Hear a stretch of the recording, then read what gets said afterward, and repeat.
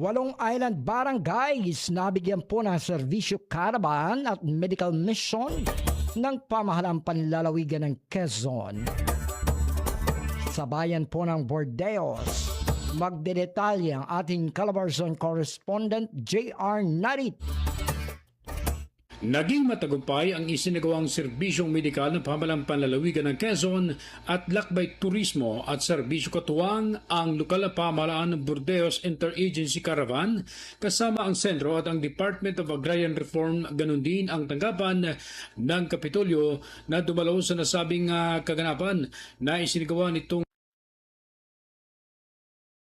sa 8 barangay sa bayan ng Bordeos, Quezon. Pinangunahan ni Gina Gonzales at Vice Mayor Romulo Avila kasama ang ilang miyembro ng Sangguniang Bayan na nakiisa sa nasabing aktibidad na court ng Barangay Carlagan at Mabini, katuwang ang iba't ibang departamento ng lokal na pamahalaan kasama ang Rural Health Unit, MPDC, MSWD, MCR, MAU at MDRMO Office. Layunin ng programa upang maabot ang mga islang barangay lalo na sa medical katulad na lamang ng medical check-up, x-ray, ECG, ultrasound, breast and cervical cancer check-up, libreng bunot ng ngipin at libreng gamot. Kasama na rin ang pag-aayos ng mga lupa kasama ang Department of Environment and Natural Resources at Provincial Department of Agrarian Reform Office na naka-assist sa mga nangangailangan ng tulong sa mga problema ng lupa. Kasama sa mga nabigyan ng serbisyo ang Barangay Carlagan, Palasan, Kalutkot, Kabungalunan, Mabini, Anibawan, Bonifacio at Rizal ng Panukulan.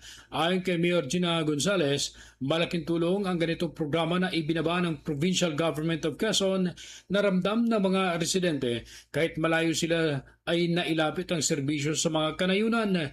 Lubos rin ang pasasalamat ang alkalde kay Governor Dr. Helen Tan sa walang sawang programang pangkalusugan na ipinadama sa mga malalayong lugar dahil malaking kaluwagan ito sa araw-araw na gastusin ng bawat pamilya. Kasabay nito, nagbigay paalala ang Department of Environment and Natural Resources sa mga residente sa mga inilatag nitong polisiya at ang mga na pinagbabawal sa pagpuputo ng punong kahoy kapag walang permiso at ang pagtuturo ng tamang pangalaga sa kalikasan. Ganon din ang pagbibigay advice sa tamang proseso at pag-aasikaso ng lupa, katuwang ang Legal Council ng Department of Agrarian Reform na nakiisa sa nasabing aktibidad. At dyan ang ratsyada ng buhay naman ng balita mula sa Calabarzon. Ako si J.R. Narit, nag-uulat sa Infinite Radio 24 Iba.